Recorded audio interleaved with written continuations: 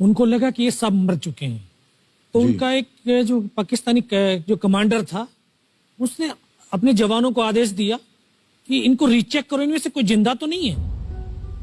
तो उनके पाकिस्तान के 2 सैनिक आए, आकर के हमारे जवानों के शरीर के अंदर गोलियां दागने लगे। तो मैं बेहोश था, लेकिन इतना बेहोश नहीं था कि उनको सुन ना सकूं या देख ना सकूं। तो जब मेरे सामने वाले साथी को जो सीने में आकर 4-4, 5-5 जो राउंड के ब्रस्ट मारे, डेड बॉडी ऐसे उछलती थी ऊपर की तरफ, सामने वाले को मारा, बगल वाले को मारा, मैं भी इस तरह से ऐसे पड़ा हुआ था। उसने फर्स्ट में यहां पर ब्रस्ट मारा, फिर मेरे पैर में 2 जगह पे मारा। उसको मैं देख रहा हूं कि धुआं निकल रहा है, लेकिन उस गोली की पीड़ा को चुपचाप पड़ा सहता रहा और उनको यकीन हो गया कि इनमें से कोई जिंदा नहीं।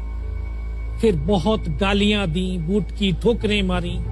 फिर काफी देर के बाद में उनका जो कमांडर था उसने बोला कि इनके वेपन उठा लो, और नीचे जो हिंदुस्तान का पोस्ट है उसके ऊपर दूसरे जो उनके साथी थे उनको सूचना दिया, उसके ऊपर कब्जा हमला कर दो। फिर ये आवाज भी सुनी तो मुझे लगा कि यार आज तो मेरी पूरी टीम खत्म हो जाएगी। दोबारा से उसके साथी आए, पाकिस्तान के सैनिक आए और हमारे जवानों के शरीर के अंदर गोलियां दागने लगे। उन्होंने फिर उसी रोटेशन से गोली मारी। तो जब 1 कदम आगे गया तो उसने राइफल मेरी सीने की तरफ तानी। तब मुझे लगा यार अब नहीं बचूंगा, लेकिन कहते हैं कि जाको राखे साइयां मार सके ना कोई। जब उसने गोली चलाई तो यहाँ पर पर्स में 5-5 रुपए के कुछ सिक्के भी थे। जब गोली जाकर के सिक्कों पे टकराई तो मुझे भी आभास हुआ कि तो मर गया हूं। पाकिस्तान का दूसरा सैनिक आया, उसने आकर के मेरा AK-47 उठाया और वापस मुड़ा तो उसका पैर मेरे पैर से टकराया हो। तब मुझे लगा कि यार मैं तो जिंदा हूं।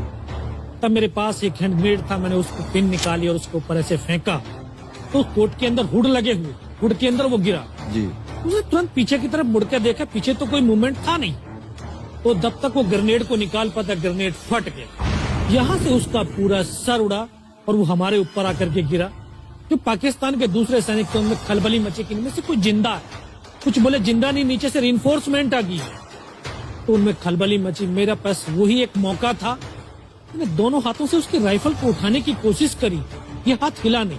एक हाथ से राइफल उठाई, वहां से ब्रस्ट फायरिंग किया, 4-5 पाकिस्तानी सैनिकों को मौत की नींद सुला दी। फिर बाएं हाथ से पलटा खाया, दूसरे पत्थर से 3-4 जगह से फायरिंग किया। तो जो उनका मोमेंटम था, जो हौसले थे, परस्त हो चुके थे, वो भाग खड़े। 2-3 मीटर गया, जाके देखता हूँ सामने उनके लंगर चल रहे, उनका लिविंग टेंट बना हुआ, उनके जो हैवी वेपन का डिप्लॉयमेंट था वो सब कुछ वहां पे लगा हुआ। उस समय जहन के अंदर एक ही पागलपन था, अपने साथियों को बचाना। फिर मैं वापस धीरे धीरे रेंगता हुआ अपने साथियों तक आया। फिर मुझे लगा कि इनमें से हो सकता है मेरी तरह कोई साथी होगा, जिंदा होगा। उनको देखा, किसी का सर फटा हुआ था, किसी के फेफड़े निकले हुए थे। बहुत देर बैठकर रोया भी, फिर अपने आप को संभाला। चारों तरफ बर्फ ही बर्फ, पहाड़ी पहाड़। यह भी पता नहीं कि हिंदुस्तान किधर है, पाकिस्तान किधर है। 2.5 साल की सर्विस, 19 साल की उम्र, न उम्र का तजुर्बा न सर्विस का अनुभव। जाऊं तो जाऊं कहां। मैं बहुत 500 मीटर लगभग नीचे रोल करता हुआ आया और अपने साथियों जो नहीं चढ़ पा रहे थे दुश्मन की भारी फायरिंग की वजह से, वहां तक पहुंचा। फिर उनको उन्होंने मुझे पकड़ा, वो फर्स्ट एड दिया। फिर वहां से जो हमारे कमांडिंग ऑफिसर कर्नल कुशाचंद ठाकुर, फिर उनको सूचना दिया। तो ये लगभग 1:30-2 बजे का समय था। वहां से फिर कमांडिंग ऑफिसर तक मुझे ले जाया गया। फर्स्ट एड तो हुआ, लेकिन ब्लड इतना निकल चुका था कि दिखाई देना बिल्कुल बंद हो गया था। जब उनके पास पहुंचा तो उन्होंने बोला, बेटा मेरे को पहचानता मैं कौन हूं? बस अब आवाज सुनाई दे रही है। बोला, मैं तेरा commanding officer colonel Kushal Thakur. मैं, जय हिंद साहब, बहुत तेज सर्दी लग रही है। तो उनका जो लिविंग टेंट था उसमें के अंदर लेटाया, 3-4 स्टॉप जलवाए, थोड़ी सी गर्मी महसूस हुई। मैं, साहब थोड़ा सा पानी पिला दो। बोला ठीक है, पानी पिलाते हैं। तभी डॉक्टर साहब आए गए, उन्होंने ग्लूकोज की बोतल पिलाई, थोड़ी सी एनर्जी महसूस हुई। उन्होंने बोला, बेटा कुछ बता सकता हूं? मैं कहा, सब बता सकता हूं। तो उनको बताया कि सर ऊपर ये घटनाक्रम हुआ है और ये वहां की इंफॉर्मेशन है। तो लास्ट में उन्होंने बोला कि बेटा जवान की रिक्वायरमेंट क्या है? मैं कहा, साहब जवान की रिक्वायरमेंट अम्निशन और फील्ड पट्टी की है। बोला, खाने के लिए नहीं चाहिए? सब भूख नहीं लगती। बस इतना कहते कहते तभी डॉक्टर ने कौन सा इंजेक्शन लगाया, फिर मुझे पता नहीं कहां पर हूं। फिर होश आया 3 दिन बाद, देखा ऊपर पंखा चल रहा है।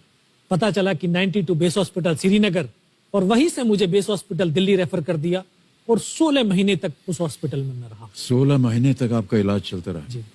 और वहीं पर हॉस्पिटल में ही मुझे पता चला कि 15 अगस्त 1999 को जब ये परमवीर चक्र का जो अनाउंसमेंट हुआ तो वो वहां पर ही मुझे पता चला। सर